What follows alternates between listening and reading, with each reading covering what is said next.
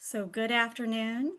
And just a reminder, I am going to go ahead and record the meeting today for those who were not able to join us. And so I'll be sure to send out that recording link in the upcoming BHI Network Policy Digest. And welcome everyone as you are joining us this afternoon. We're going to head and get started.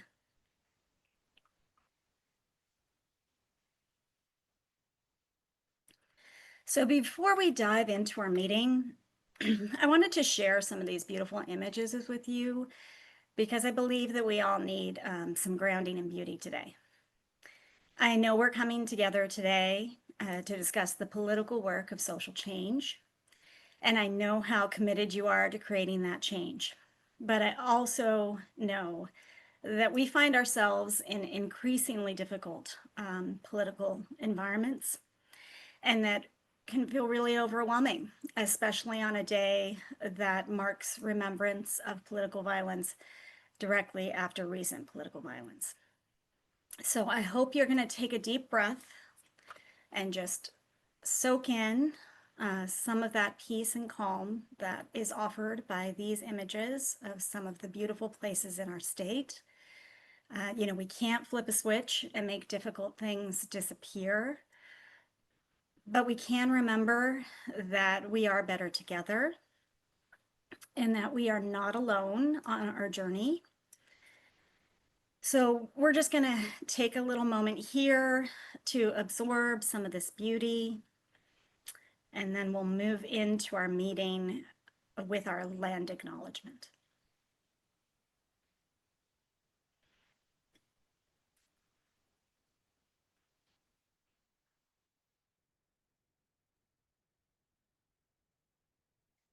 We'd like to open this convening by recognizing that we are on the unceded ancestral land of the Coast Salish peoples, the traditional home of all tribes and bands within the Duwamish, Suquamish, Tulalip, and Muckleshoot nations. We cannot work to fulfill our mission and our vision of an anti-racist present if we don't first acknowledge and recognize the true history and the cost of colonization.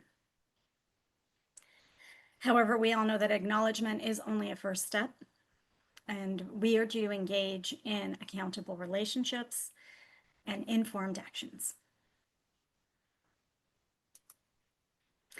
So first, just a few announcements. Please be sure to send me any updates you have, any info for our policy digests that are for the good of the whole. I look to you to stay informed of the news that's pertinent to our shared priority to increase Black homeownership.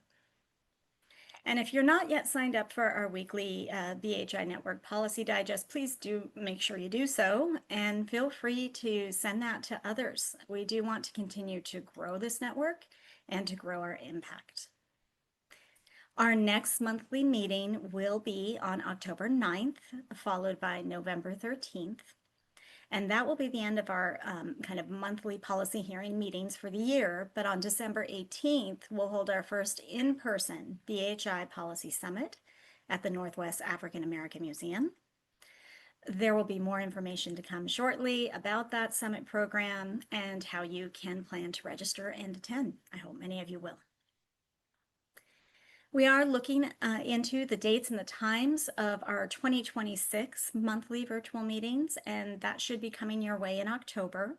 So if you want to be sure to be invited to the 2026 meetings, please just reach out to me with any email updates you might have or changes that you need me to know so that you don't have those invites going to the wrong address.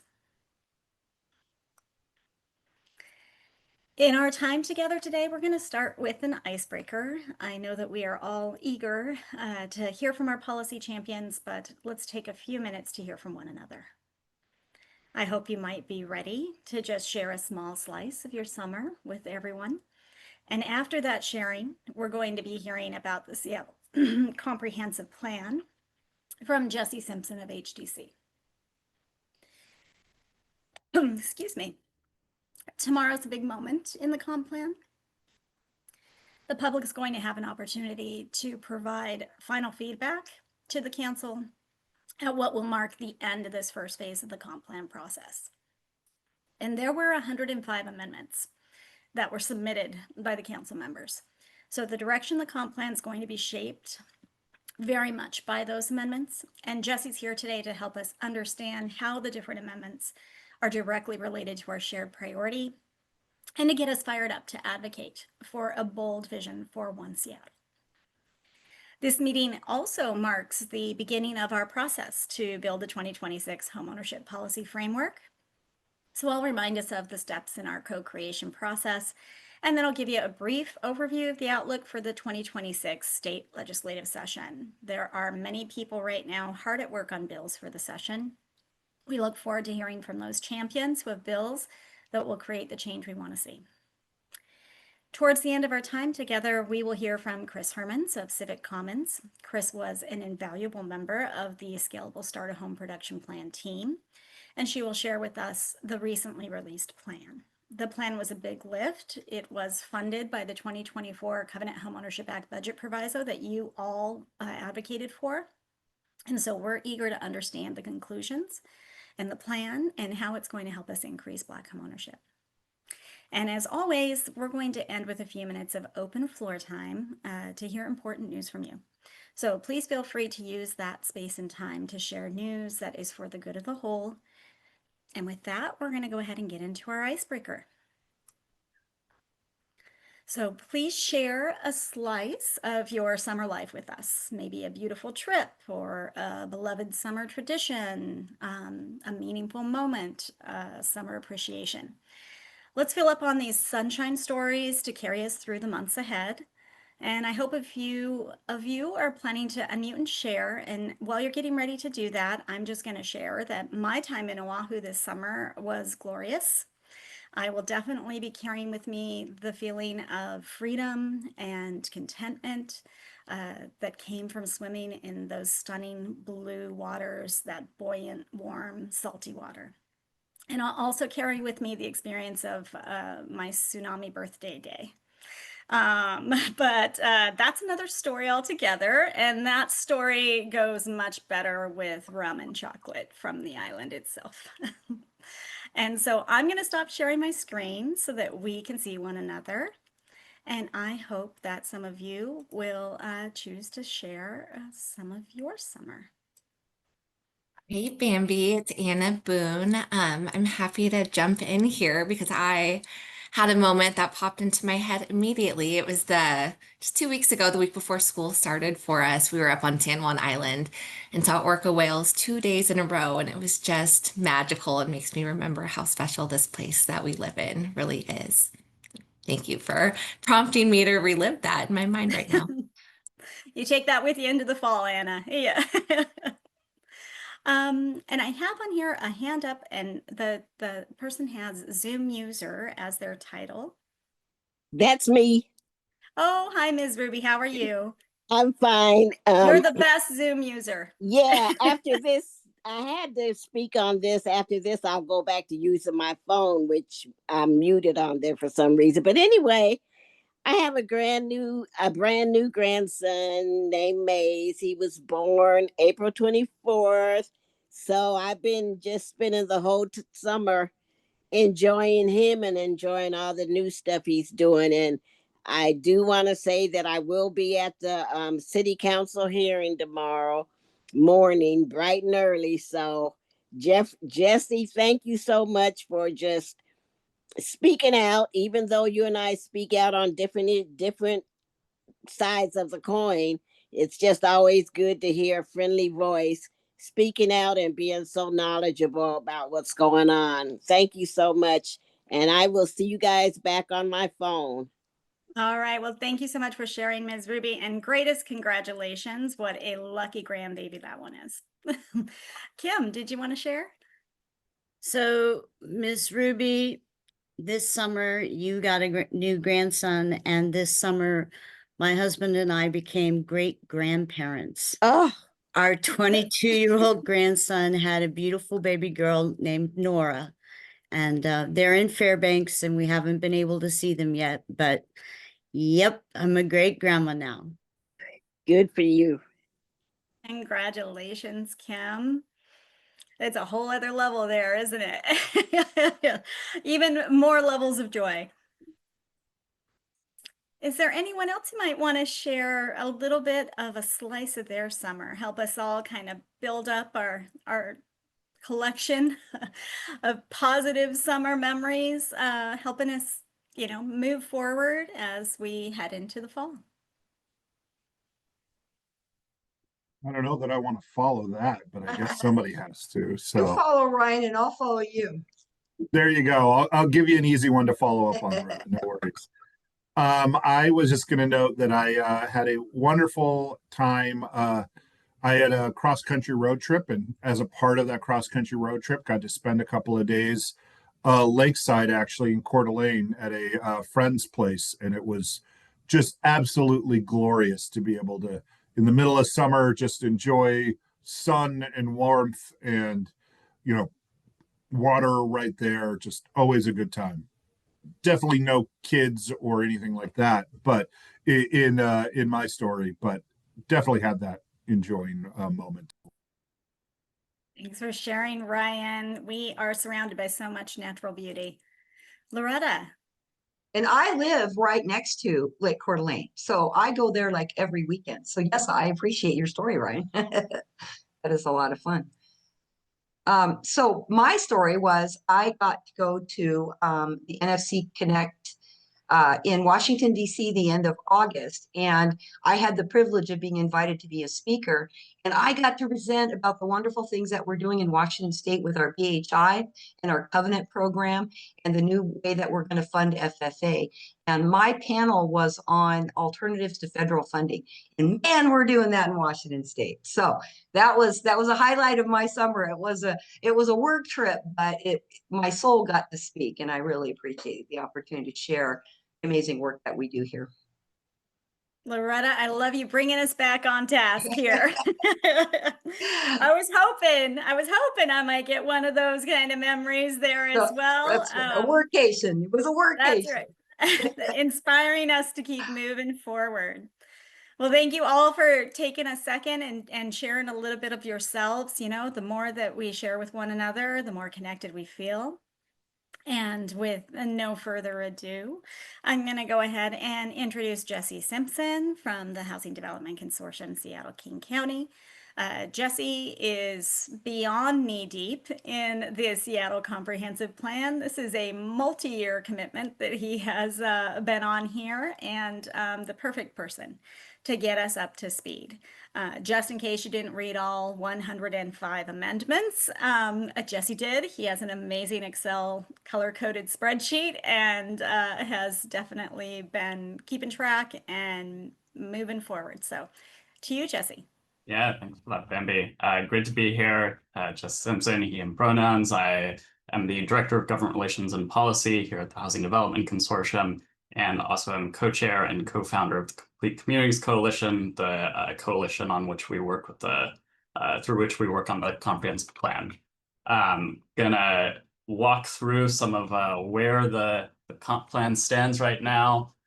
Some of this beginning might be familiar for those of you who have seen me do this like 7 times already. Apologize, but do want to make sure it's understandable for anyone who's just jumping in, because I think we still very much are welcoming new voices.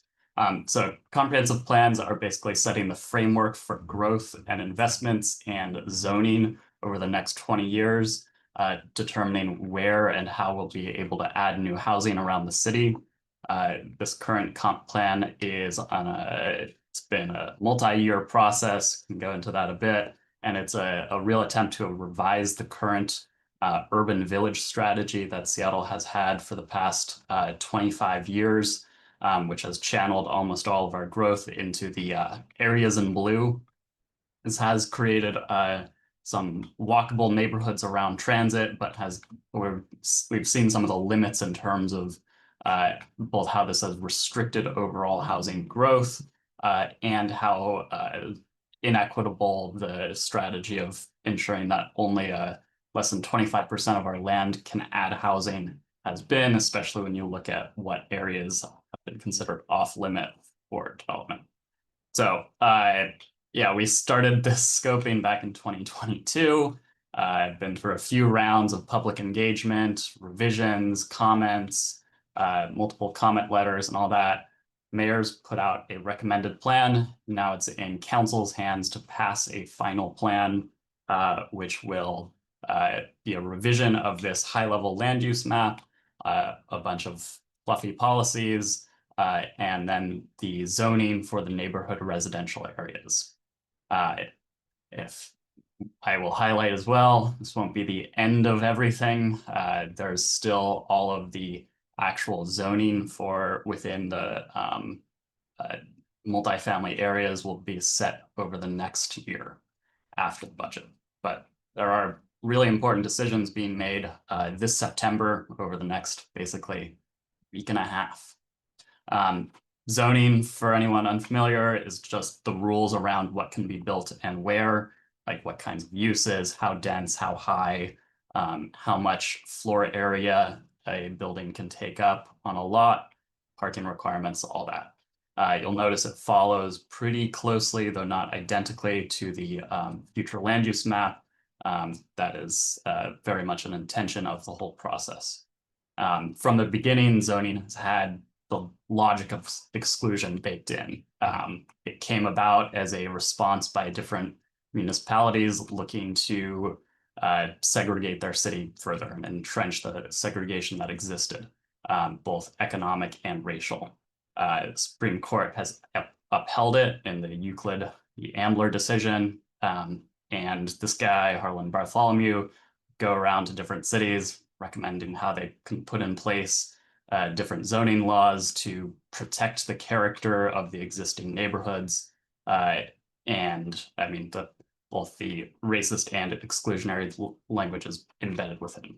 I bring all this up to point out that this history is not past, that the decisions made in 1923 are still embedded in the maps, that the zoning we live with at this moment is in many respects the exact same kind of overarching logic of exclusion as was governing the creation of our zoning regulations in the early 20s.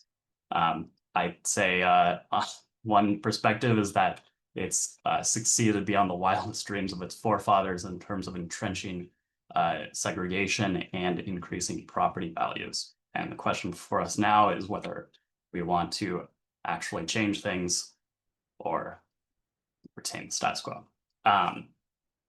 Also run through these pretty quickly. In general, across the city, when you look at what homes are affordable to people who are low income, almost all of it is located within the multifamily areas. This is a shot of Queen Anne towards the end of last year, showing the homes affordable for rent at less than 60% AMI. And we also see a very similar story when it comes to the subsidized affordable housing, both rental and homeownership, where nearly all of the subsidized and income restricted affordable housing is located within the areas designated for growth and for denser housing types and single family homes. So Mayor's recommended plan brings forward a series of different strategies to amend this basic growth strategy to allow for more homes in the existing neighborhood residential areas. It does that by expanding urban centers around transit, notable ones, Queen Anne, Greenwood, West Seattle Junction around the future light rail there, in the Central District. It also creates a number of these new neighborhood centers. These are little nodes of density, kind of around a 5-minute walk from a central point around an existing commercial node with usually a reasonably good transit access. And then beyond that, it's allowing for 5-story apartments on the transit arterials, and then everywhere else, the remaining neighborhood residential zones, implementing the state requirements under HB 1110 to allow for 4plexes, and then creating a couple of bonus incentives that I'll dig into on the next page. So the neighborhood residential I put current here, you know, technically we've got an interim ordinance, but that's not that important.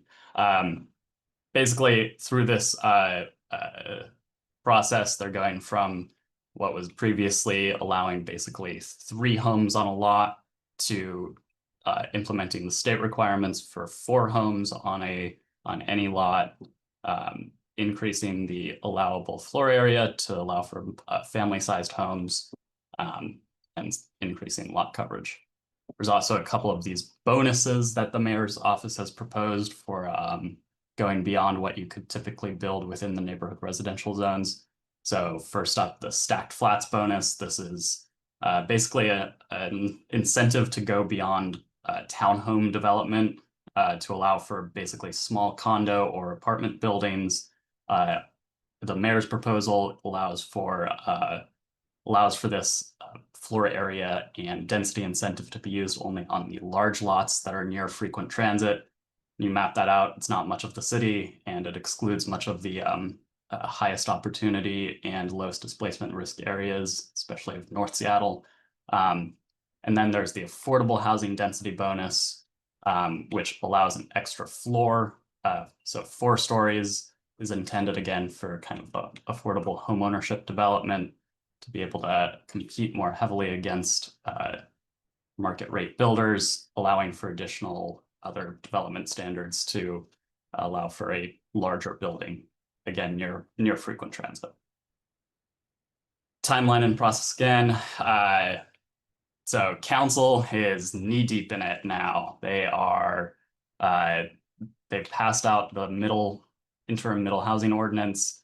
They've put forward all of the amendments. Tomorrow is the public hearing, and they put forward, actually, Bambi, it's 110 amendments, put out another few. Many of those will be pulled back as they're kind of overlapping, or in some cases literally duplicative, and others just slightly different. So some of those we expect to be pulled back. Many of the others will be put into a chair's balancing package. But long and short is there's a lot of amendments. We've been very active in terms of moving forward some of our amendment concepts and have been successful in terms of having different council members sponsor them, and now are rallying full support. So our recommendations as the Complete Communities Coalition in this particular phase: first, expanding the affordable housing density bonus. Second, creating accessible family-sized homes with stacked flats. Third, expanding neighborhood centers, and then incentivizing not requiring tree retention. And Kathleen, I'll answer roots to roots at the end of the whole thing. So affordable housing density bonus, our proposal is to expand this to be everywhere without parking mandates, creating a similar bonus for low-rise zones, and then slightly upping the FAR, the floor area ratio bonus, to allow a bit more square footage when you're developing housing that's affordable at 60% of the area median income for rental or 80% for homeownership. This strategy is a key tool for ensuring new affordable housing development within the neighborhood residential areas. Likely still will need some public subsidy, but it's a way to really up the ability for affordable developers, including those on this call, to build new affordable homeownership options. Second is the stacked flats bonus. So this is, we're proposing going beyond the HB 1110 bare minimum requirements to really leverage the popularity of stacked flats to their fullest extent, allowing it to be used citywide, not just on the large lots near frequent transit, and then expanding the development bonus. Some of the initial work we've done with a architect member in terms of pro formas shows that under at least the same kind of rough assumptions of construction costs with a slight premium for stacked flats, what you're looking at in terms of what pencils these days is basically, if we go with the HB 1110 bare minimum, it's really looking at just like 4 $925,000 townhomes, 3-bed, 1,600 square foot. Is only affordable to someone household making at least 225,000 per year. Whereas if you get to basically 8 stacked flats on a typical 5,000 square foot lot, first off, the layouts are more efficient. You don't have stairs, which is more accessible for people in general, especially those needing to age in place. But also means that you can basically continue to fit 3 bedrooms within a smaller square footage, and then bring the commensurate price per home down to more in the mid 600,000s, which again is not going to solve everyone's housing needs, but really does get you towards unsubsidized affordability to middle income earners. And then finally, these are the kind of most controversial ones, to be honest, the map level changes to create new neighborhood centers. In general, the neighborhood centers are envisioned to create these small walkable hubs around some existing nodes of businesses. The environmental impact statement studied a number of additional ones. I believe it was about 50 in total. And we have proposed alongside Councilmember Rink in bringing some of these back in high opportunity and low displacement risk areas, often near transit, schools, major parks, and existing businesses. The zoning for these, if they get passed forward, would be next year. And I can maybe pass along some more detailed process stuff on this if people are interested. So again, process in detail tomorrow, give more details on this. The last public hearing, asterisk, because Seattle loves process. So there's still going to be points where we mobilize public comment or speakers, and then there will be the whole zoning, the zoning map level changes next year. But it's the last public hearing on the final plan itself, so future land use map and the neighborhood residential zoning code. Next Monday will be a release of the chair's consent package of amendments. This is all of the bundle of amendments that have general consensus support among council members and will all be passed out of from the committee on the Wednesday. This will be a public comment opportunity as people see what the amendments are in.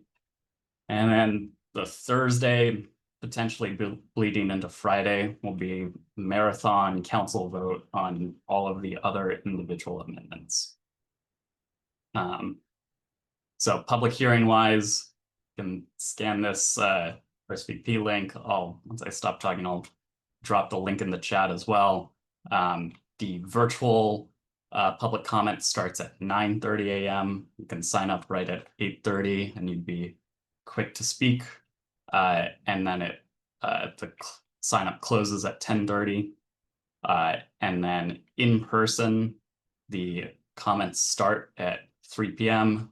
and start officially signing up at 2:30.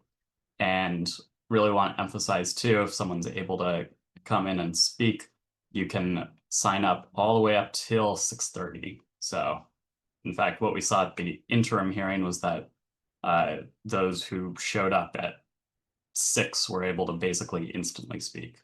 Kind of depends on how many people are actually in attendance. We do expect people to be limited to 1 minute for public testimony. Goes pretty quick. I generally encourage people to try and tell their story alongside hitting some high level points about the need for more housing. All right, any questions there? Tried to get through that in about 15 minutes so we could field any in-depth questions people want to run through.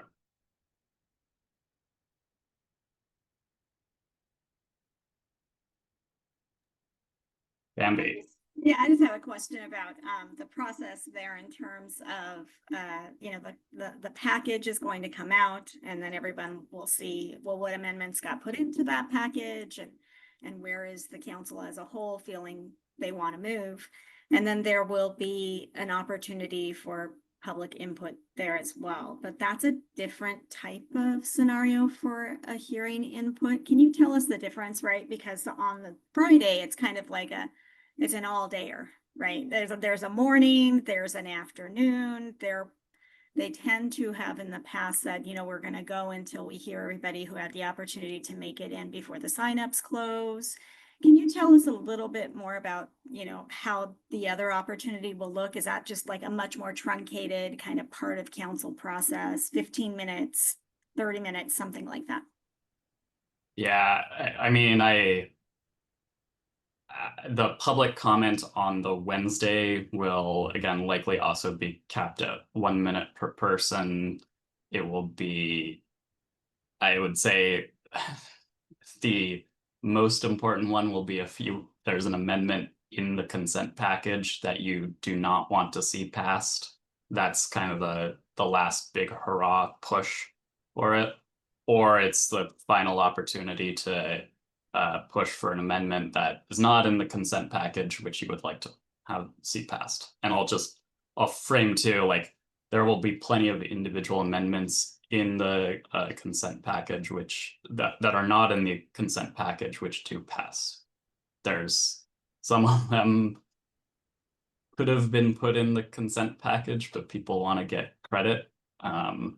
There's that political dynamic happening alongside those where there are 1 or 2 council members strongly opposed, but a very solid voting majority.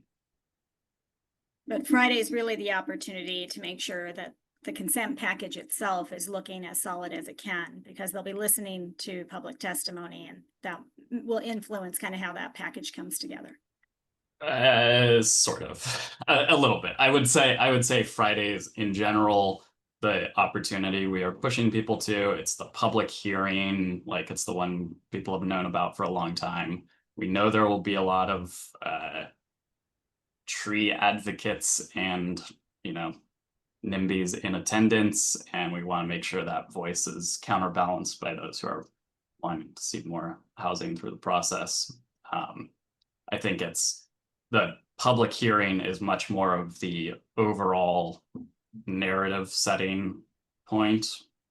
And then that final public comment, I mean, the 2 p.m. in City Hall on a Wednesday, it doesn't have a ton.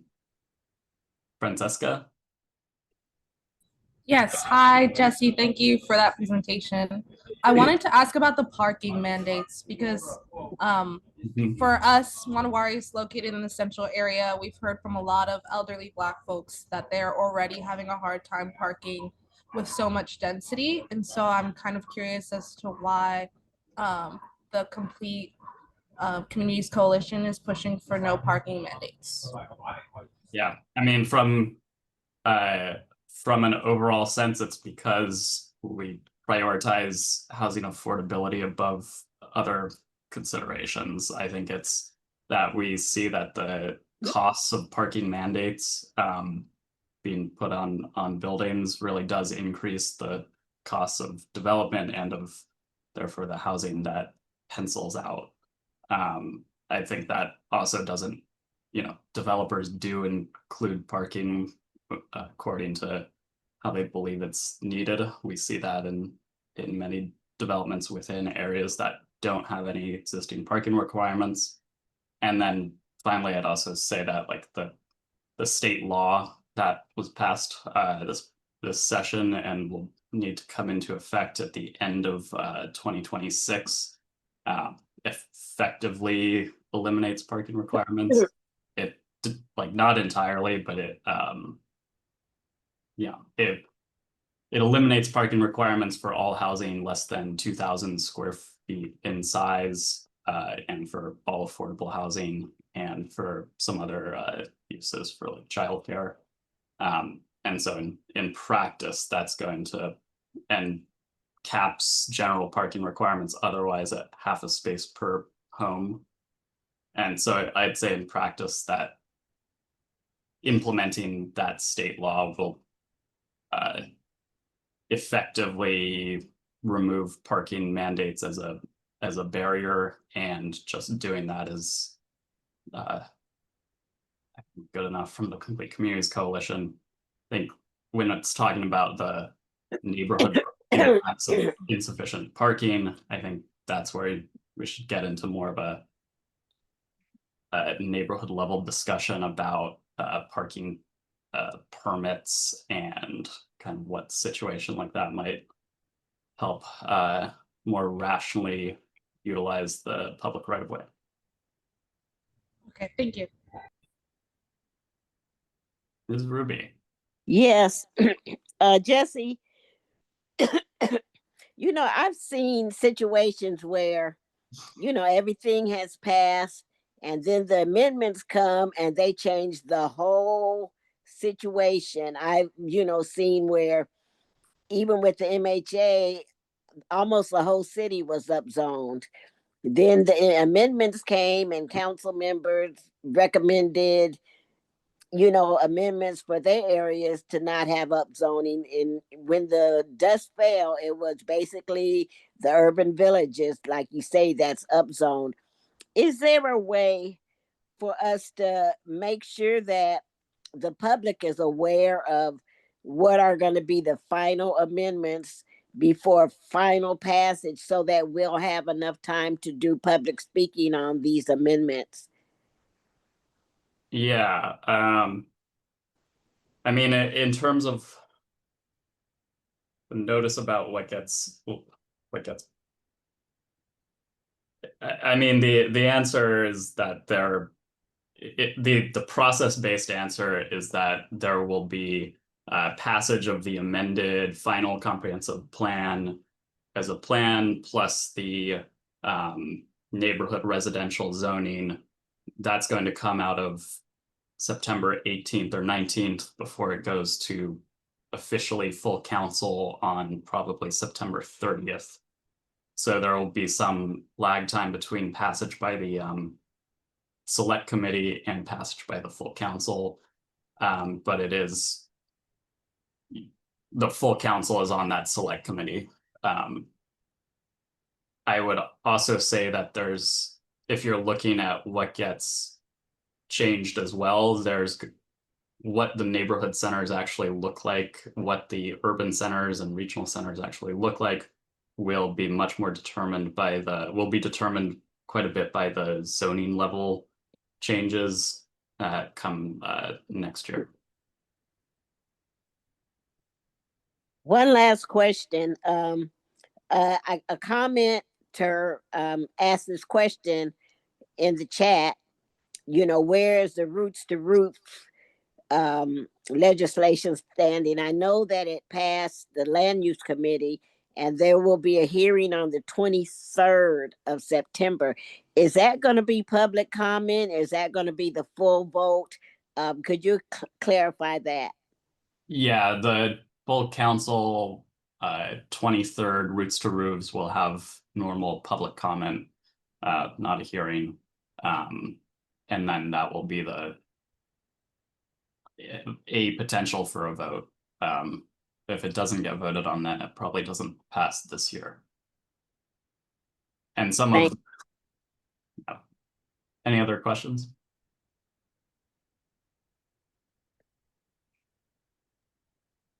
We still have about a 5-minute spot here, Jesse. So, you know, don't be shy if you have questions. It's a lot of information that, you know, Jesse is going through, and no question is a bad question. So definitely take this opportunity.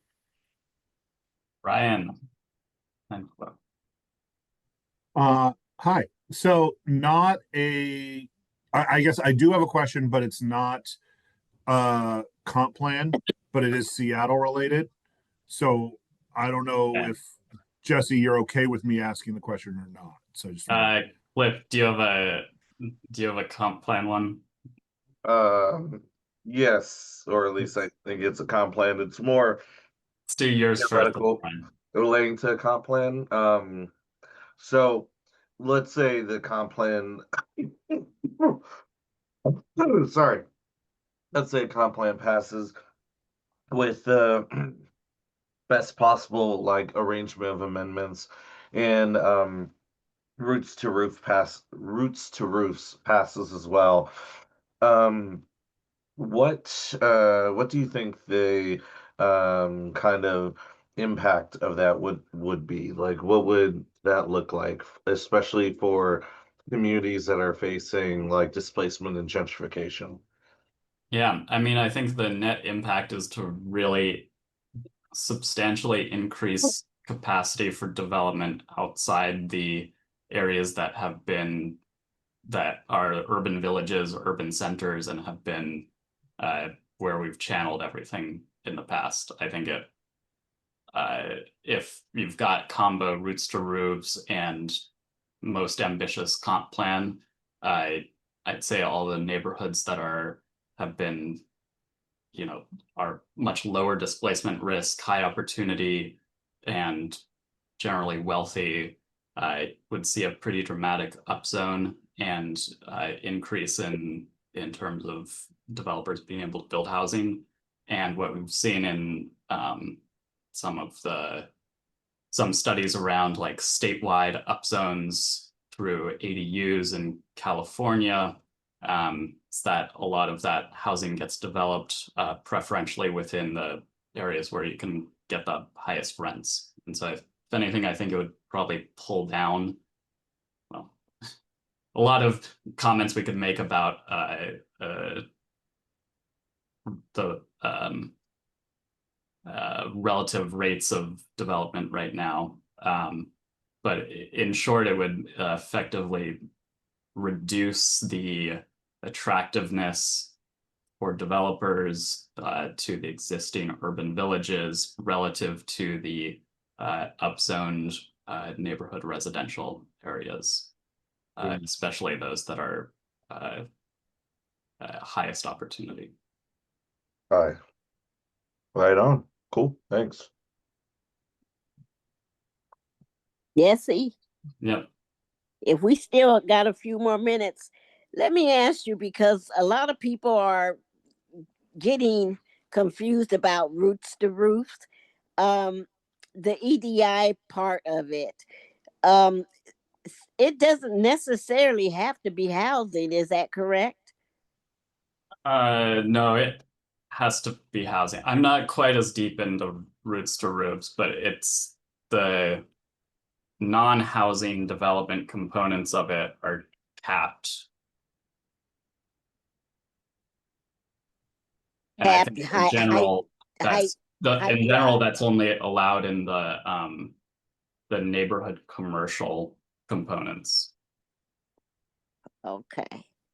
So, I mean, this is our last meeting before that one goes into into a vote too. So anything you have about that could bring a little bit clarity to us would be helpful in the last minute we have. Thank you. Yeah, after we I'll look back through the legislation after I stop talking and drop some info in the chat. Ryan, do you want to ask your question? I was just wondering around, I know the mayor yesterday had the press conference about the budget or about his housing budget. And I know that the number was 349 million, I believe it was, for housing development.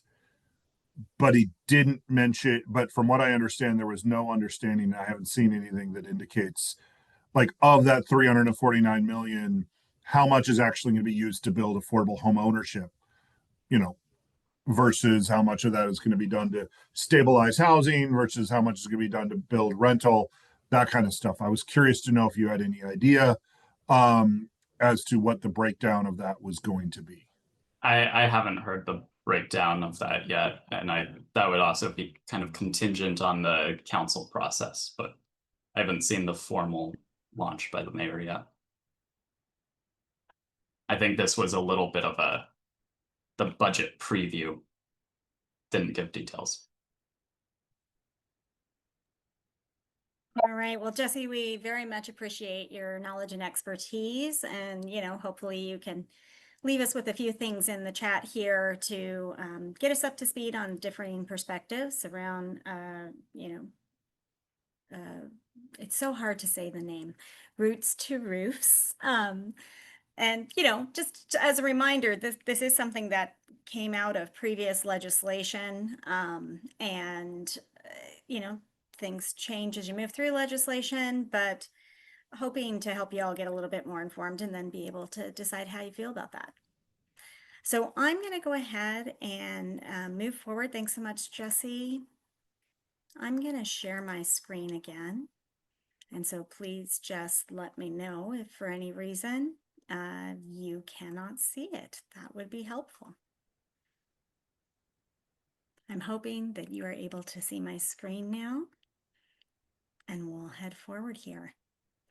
So thanks so much for that info again, Jesse. I hope you're feeling motivated now to, comment or testify about the Seattle Comprehensive Plan. As Jesse indicated, tomorrow is not the end of the process, but it is a significant public input moment. It is the end of the first phase. And so your efforts, your opinions, what you set forward are impactful, and they can change Seattle's future. You're all here today because you want to lean in on the policy side of the work of BHI, and there are many ways to contribute to the success of BHI. There are many other teams that focus on other aspects of our shared work of change, but on the policy side, our biggest lift is to create and advocate for a robust homeownership policy framework. And that's not something that can be done alone or by a few. It takes all of us contributing our knowledge and experience to pull this framework together and to get policies across the finish line. Virtual meetings we have and the connections that happen outside of these meetings, we are co-creating our framework. We ask policy champions to come into this room and introduce us to policies that will most effectively increase Black homeownership, and then we take the time to determine, which policy should make the list. We consider the 4 areas of emphasis that impact change: the funding, the cost reduction, zoning and regulatory reform, and large-scale acquisition of land and value capture. We look at policies on the city, the county, and the state level as well, because we know that change must happen on all levels. And some policies are ones that we're leading on. We're convening the work group. We're helping to build the bill from the ground up. Other policies are ones that we're supporting as others take on that labor of convening and building up the bill. So determining which bills should be included in the framework is a difficult and a deliberate process. And the more input we share with one another, the easier it will be to produce a framework that meets the moment. This year, we are reinitiating a smaller group to help ensure that our framework is well informed. As you all know, the state legislative session can be fast and furious, and it can be challenging to know about all the bills that we would love to support. The BHI Network Policy Strategy Group will consist of 14 individuals from 14 different organizations across our BHI geographical impact area, and they will meet bi-weekly to ensure that we're getting the best information on the ground to inform our framework development and our advocacy. These individuals are active in our BHI policy work, but many are also working on other BHI teams, and so they will offer a bridge to those teams as those teams are exploring whether some of their work plans might be leaning towards policy outcomes. And networks are indeed messy. They are complicated, but they are also impactful, as we are an example of that. We're always finding new ways to collaborate and share the load, and I am thankful to the strategy group for stepping up their policy work commitment to BHI. So more to come on that in terms of the strategy group and how to reach out to them. We're going to be meeting together next week to discuss how much they can be available to our network policy group members and what communication kind of pathways might work best. So hopefully this image helps you better understand the process of co-creating our policy framework. We ask that you participate in our future room meetings to learn about the policy actions under consideration and then contribute your knowledge and experience to those learnings.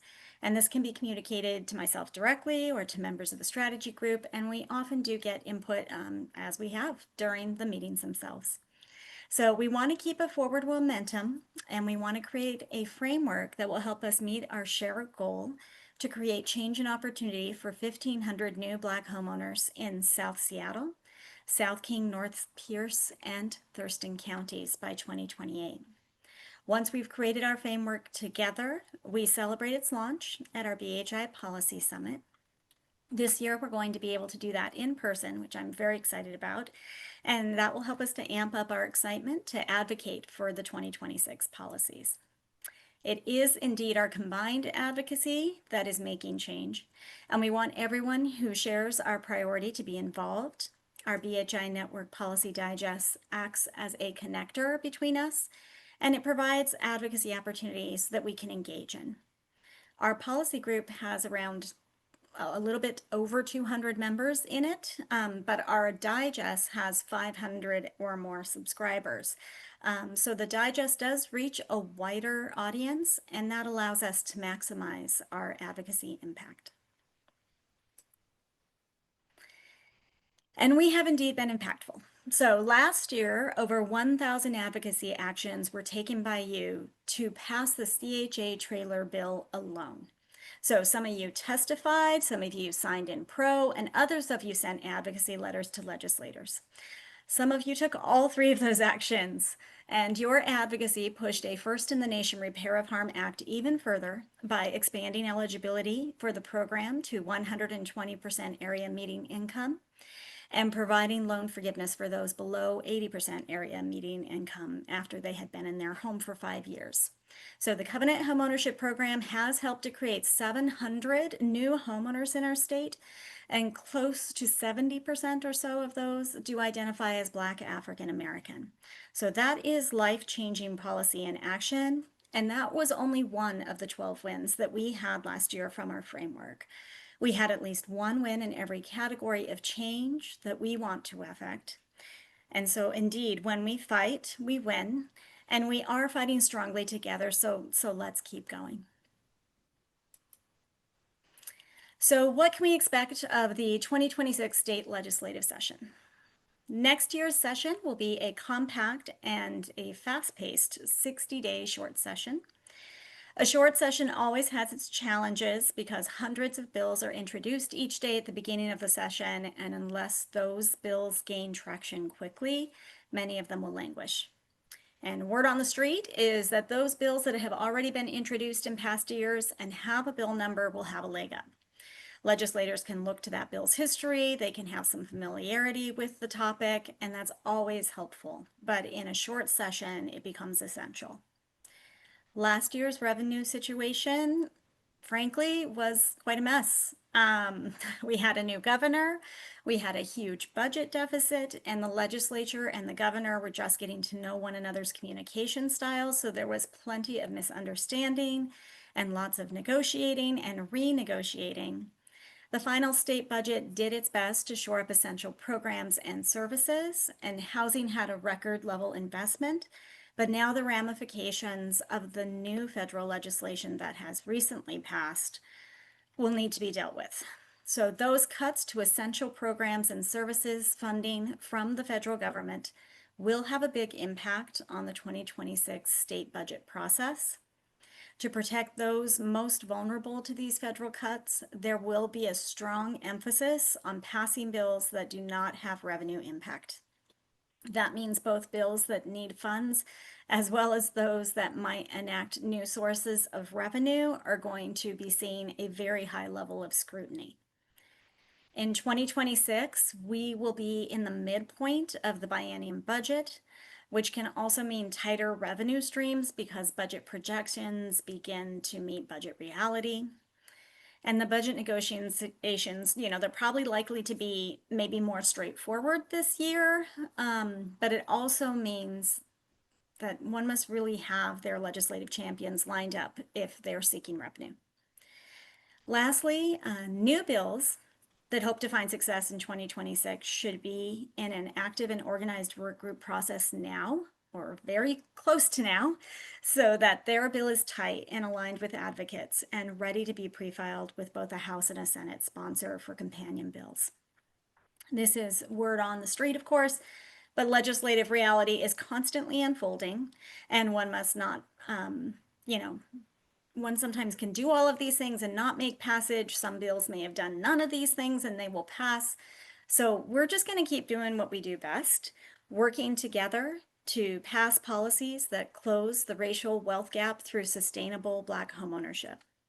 And we will not stop or slow down our efforts. We will be aware and informed and strategic, but will not stop. So I hope you'll take this short list that I've put together here with a grain of salt. As I said, the legislative process is dynamic, so there may be many changes to the assumptions that are guiding this very, very rough first draft. In general, this draft is looking at things that already have a bill number. And so, again, all of those people are together working right in this moment to understand what are these bills going to look like, and who's going to champion them, and what changes may or may not be made. But currently, these are some of the policies that could potentially land up here within our different areas of interest. I can tell you for sure that, we will be convening and helping build up the Regional Housing Land Bank bill, that we will be very involved in limiting investor-owned housing.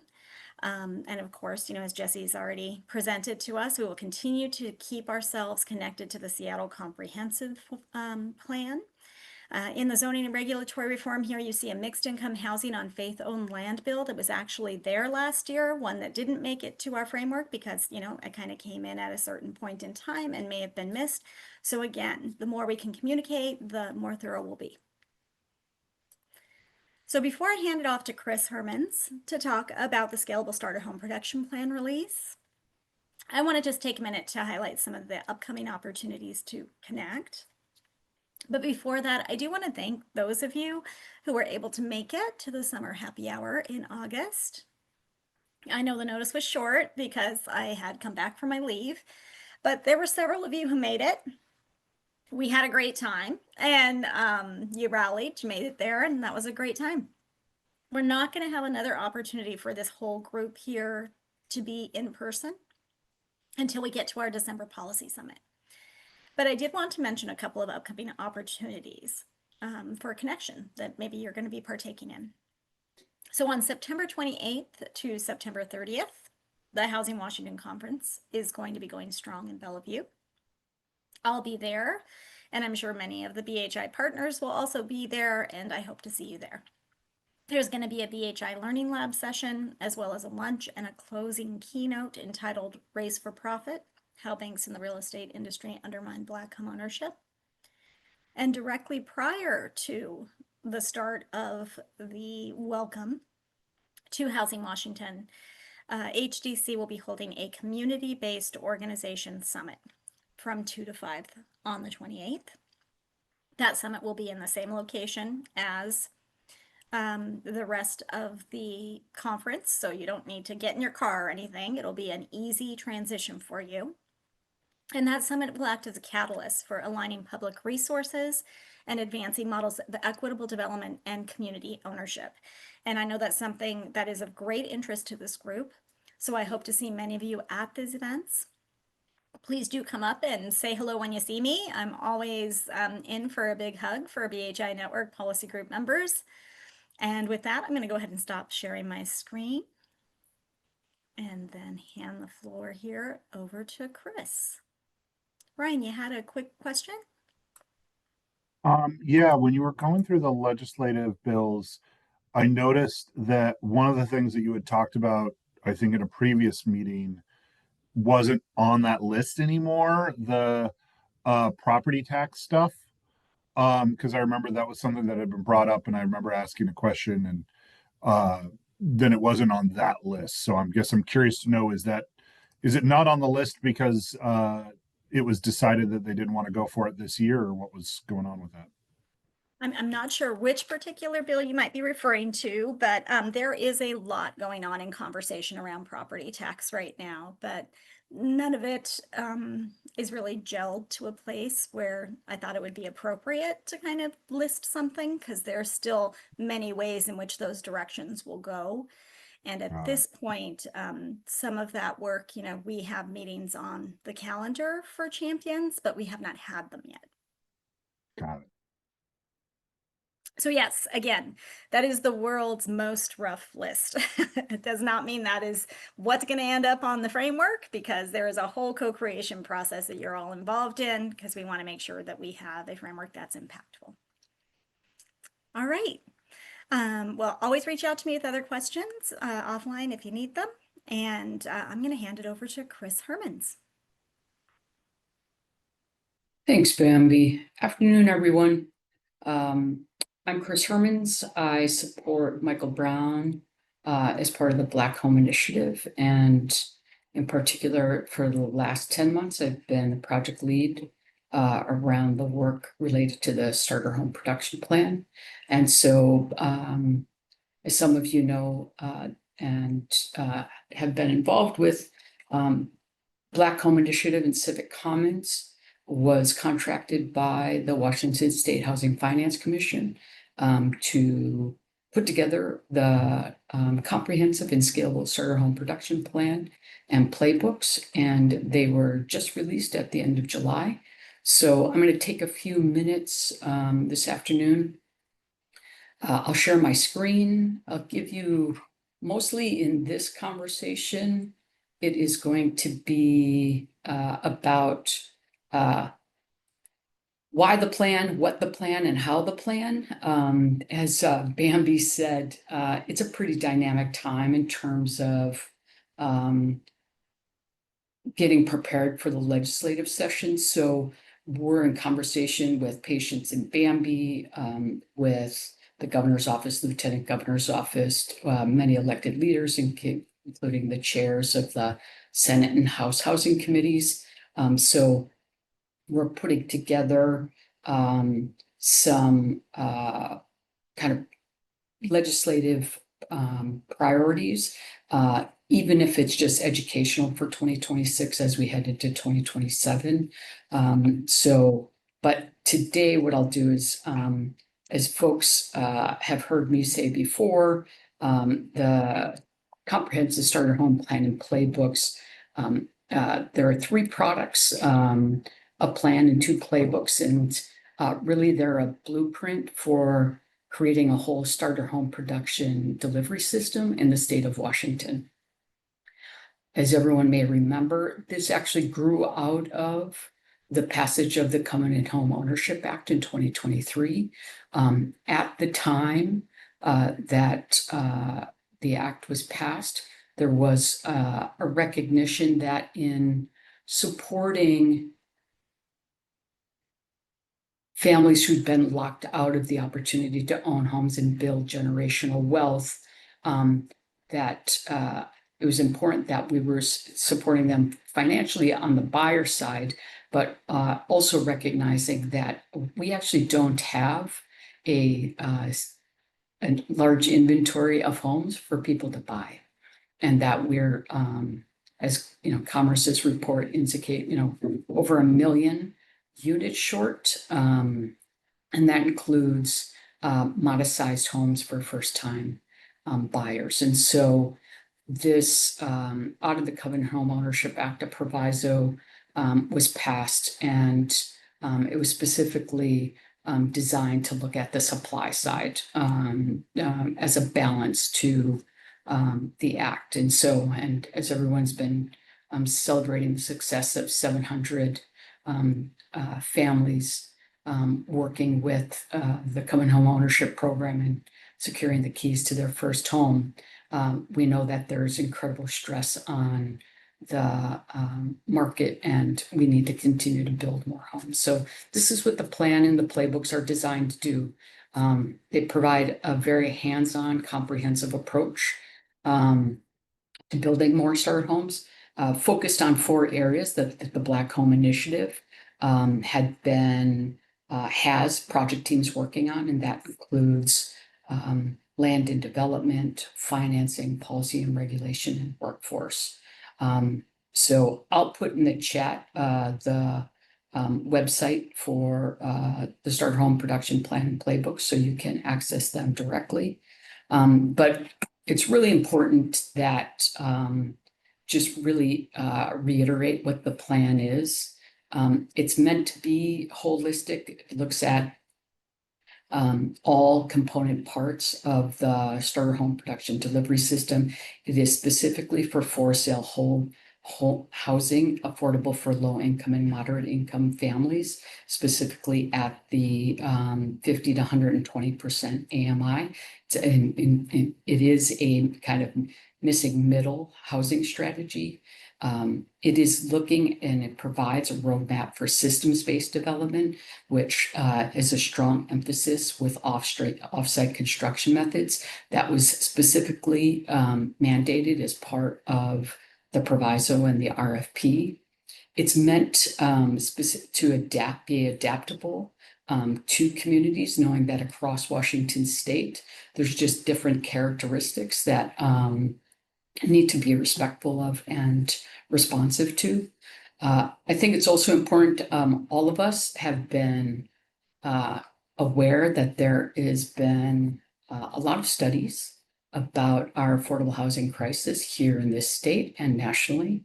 And so what the plan isn't is another study of that. What it is, it's a synthesis of over 50 reports and studies and findings and recommendations, and specifically raises up both technical, because we all know what needs to be done. It's mostly an emphasis on how we have to build a holistic ecosystem and adapt behaviors and mindsets in order to be able to do the work we know needs to get done.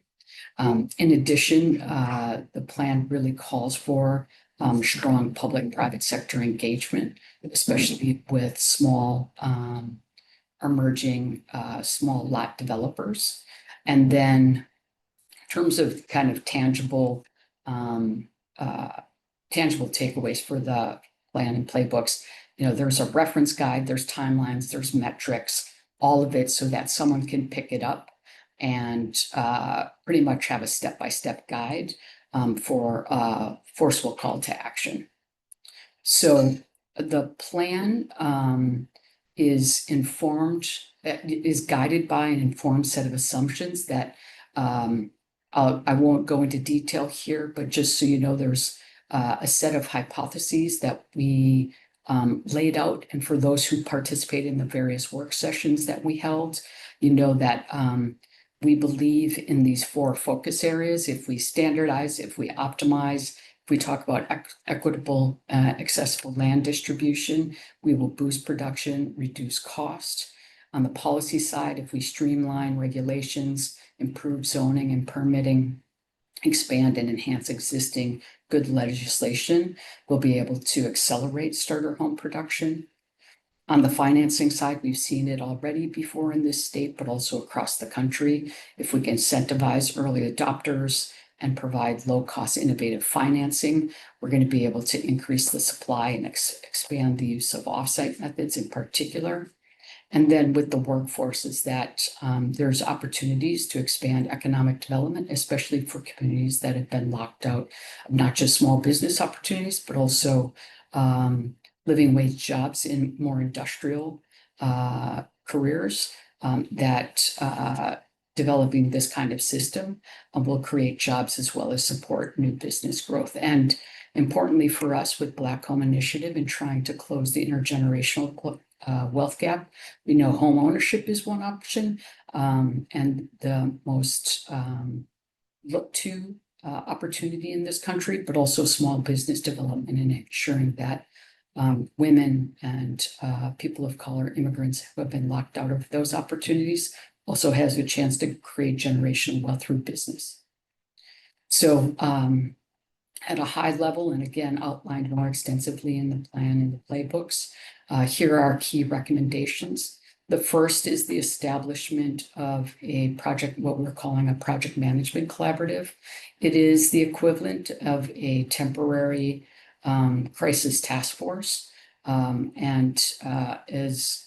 we have shared with people along the way, when the proviso was passed in 2023, and the Washington State Housing Finance Commission put out call for proposals, there was no plan for who was going to own and hold this plan and playbooks when it was done to execute on it. And so in order to make sure that the plan and playbooks don't sit on shelves like many of our other preceding studies and reports, we're specifically recommending that this time-limited cross-sector collaborative task force in kind of similar to the mayor of Atlanta a few years ago established an affordable housing strike force.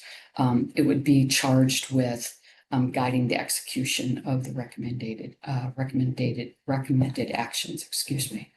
The second recommendation is that we really look to activate a starter home construction ecosystem that is specifically utilizes and emphasizes offsite construction to work as a complement alongside stick-built construction. We do know that there is, and especially with the Black Home Initiative network, a cohort of emerging BIPOC developers that are starting to look at offsite construction. We also have some really good offsite construction manufacturers here. And the whole thing is we can start to activate that network by using this complementary system next to the stick-built construction industry. We're also recommending that we look to models that have been successful that we've done here before in Washington State in the multifamily rental side, but bring it over to the home ownership side as well as across the country to incentivize private sector lenders to expand the products they have available and to especially to ensure that small lot developers building housing for home ownership missing middle using offsite construction can access more low-cost financing.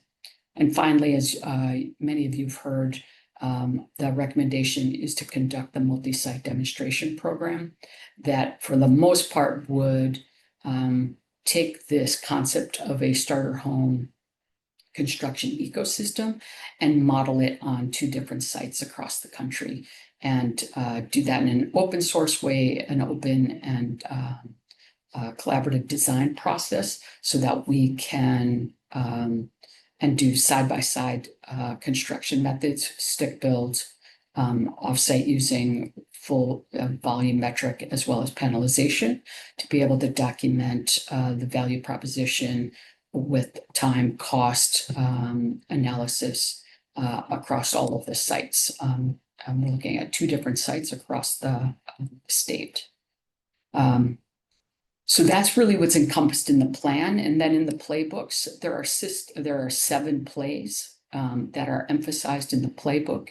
Each of the plays has a set of actors, a set of actions, and detailed tasks in priority order, so that, again, anyone who wanted to pick it up could actually, again, synthesizing the best ideas that have been already lifted up across the country and locally, that we can adopt those and move those forward.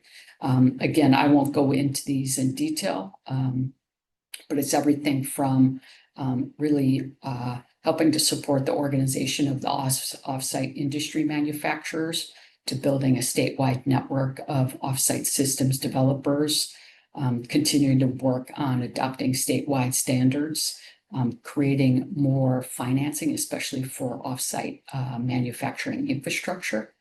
And then, as Bambi had pointed out earlier in the framework, really building off of the land banking that happens to really activate a whole network of land clearinghouses across the state.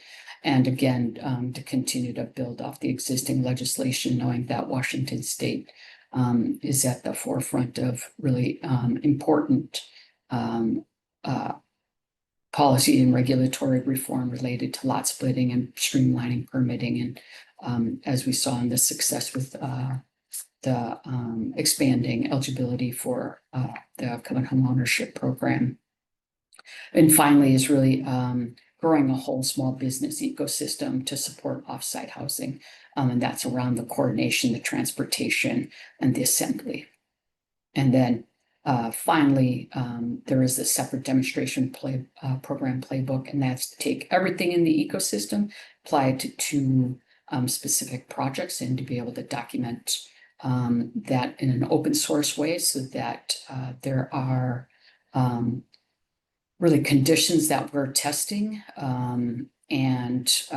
but also going through the whole process from design to permitting to construction, to see where we have opportunities to create even more efficiency and effectiveness, to drive down the cost for historic home production construction. And with the leadership of Senator Trudeau, we were able to secure a $1.7 million capital budget appropriation in 2025. Unfortunately, it was allocated to the Housing Trust Fund. As I've noted before, the Housing Trust Fund, given the guidelines on what can and cannot be done with resources out of the Housing Trust Fund, would not allow us to stay true to the purpose of the demonstration program. There is a effort on the part of Commerce working with the governor's office to submit a request to shift the $1.7 million in the supplemental budget from the Housing Trust Fund to the Housing, I think it's the Housing Innovation and Housing Affordability and Preservation Fund. So I'll stop there and happy to take any questions. Otherwise, I just encourage you, just go to the website and take a good look at those 250 pages of plans and playbooks and resources and research.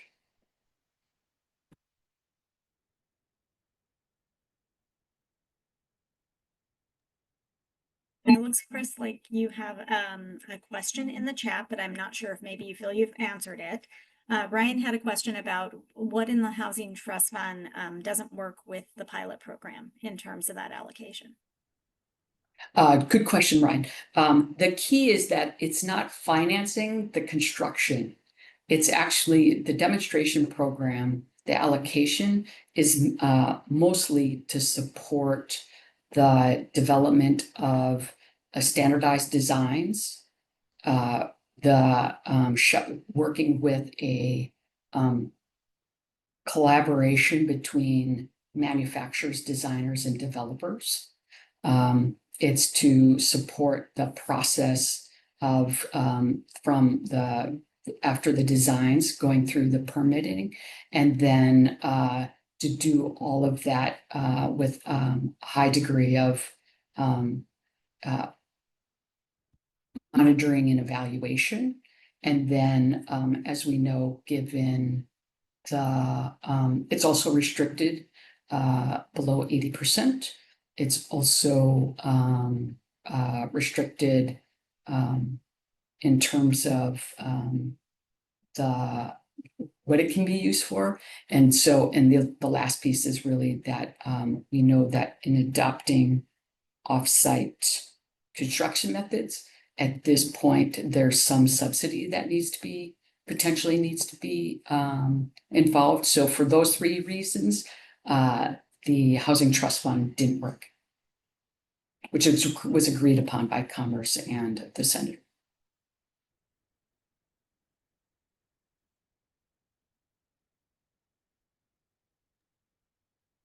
I know that that is a lot to process, and just imagine how much it was to produce it. The two blade books and the plan. I did put the link in here a little bit earlier, and it looks like Chris has put it in again so that you can have a chance to peruse those at your leisure. Any other last questions for Chris? We're about to move on to just kind of our open floor for news from you.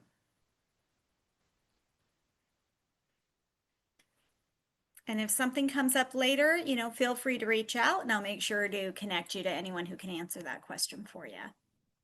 All right. Thanks so much, Chris. Oh, One yeah. other question before Chris leaves. I'm sorry. Chris, I know that there is the opportunity going on tomorrow to learn more. I think it's tomorrow, if I remember my calendar correctly. To learn more about the Starter Home Initiative, or about the initiative and kind of what's going on with that. Is what we just saw now basically what we're going to see there? Is what my question is. Is there more? And if not, is there an opportunity for more people to attend? The briefing tomorrow is for the folks who attended the work sessions and informed the development of the plan and the playbooks. That we feel like anytime we invite people to give feedback, we should share back what we used with their valuable input. So that's what tomorrow is about. So it is very similar, Ryan. So if you want to save your noon hour, you can do that. And this isn't going to be the only time. So we do have a Housing Washington session in addition to the Black Home Initiative Learning Lab, the Starter Home Production Plan. We do have a 90-minute session on Monday afternoon, I think from 3:15 to 4:45. That will be specifically going in more depth. And interactive session.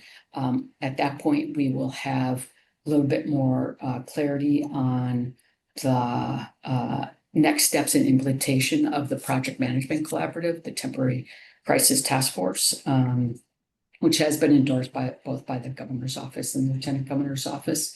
And then secondly, around kind of the refined legislative priorities, financing priorities for 2026 that we are putting forward after discussion with elected leaders alongside of HDC.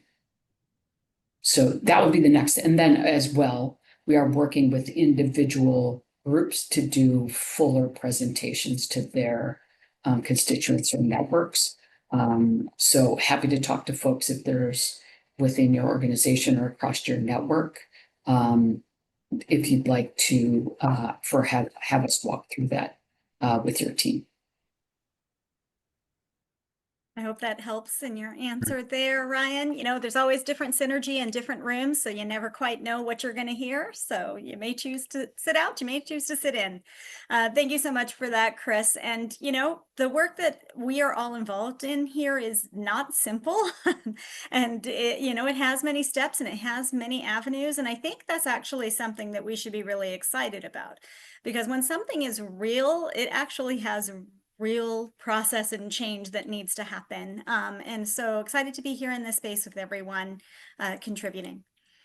And Anita, maybe we're moving into the open floor news. Do you have open floor news to share from us? No, I just wanted to ask Chris in terms of, I looked at the project team and I didn't see very many Black-led organizations that were part of that. And so I just wanted to ask a little bit about all of the various teams and opportunities to engage. It sounds like there's a crisis team and a project team and potentially some advisory council or something that was either tried to be stood up or is going to be stood up. And so I just wanted to know about engagement in those kinds of activities for the work that's being done. Yeah, and none of those have been stood up, Anita, so there will be opportunities. So the Temporary Crisis Task Force is meant to have a hybrid governance structure. It'll be an executive council, which will obviously include, governor, lieutenant governor, legislative representation, plus the state agencies that all have and touch for sale affordable housing production. There will also be then a kind of project review board and team, as well as then a network, sub-networks around land and development, policy and regulation, financing, and workforce, which will be opportunities for ongoing stakeholder engagement. In terms of the project team, we worked alongside of One Drop Collective throughout, and Reggie Brown was our conduit. So as part of the Black Home Initiative Network, our work is also specifically collaborating with and supporting a network of emerging Black developers. It's about 22 emerging Black developers in King and Pierce counties, and that group of developers were active in informing the plan and playbooks, and specifically the ways that we build a systems-based developer collaborative, using the model that One Drop has already seeded with Black Home Initiative funding and support. I would just caution, obviously everyone knows I'm extremely engaged with pretty much all of the anti-displacement efforts that are happening.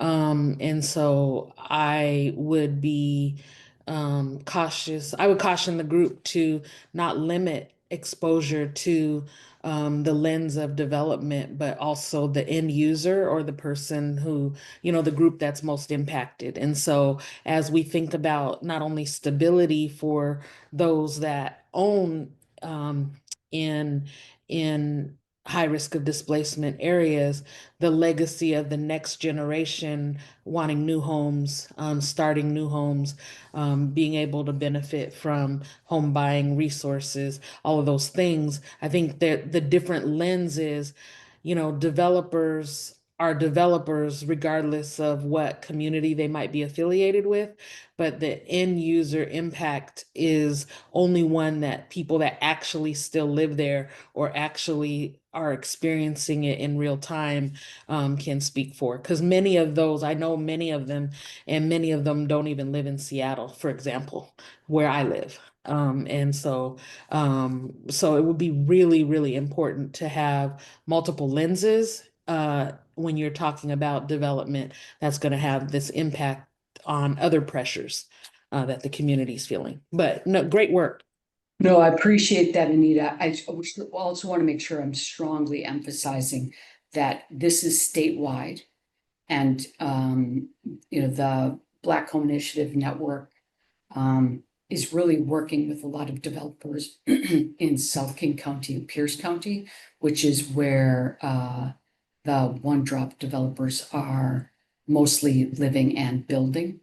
And here, I mean, that's the importance about the BHI network, is that it's working as a stitch network across the end user, as you note, the buyer, the families, and the important work that you're doing with the legacy homeowners. But this includes, supporting folks like Caleb Jackson, Resource Equity, to ensure that Black families who have homes are able to stay in homes, and also build equity around the homes and land that they use. So definitely always appreciate that caution, and look forward to your and Wanawari's engagement going forward. Well, everyone, we have come to the end of our time. If you did not have the opportunity to be able to kind of shout out any of the good for the whole announcements you may have wanted to make, you did not lose your chance. Just go ahead and send me a quick email. I'll be sure that that can happen in our digest. It's always great for us to make sure that we are touching base with one another, clarifying what is happening, and always looking for input. So thank you all so much for being here today. Looking forward to seeing you in October at our next monthly meeting on October 9th. And of course, feel free to reach out at any time. Have a great rest of your afternoon. Thanks so much to all of our speakers today. Thanks, Bambi. Thanks, everyone.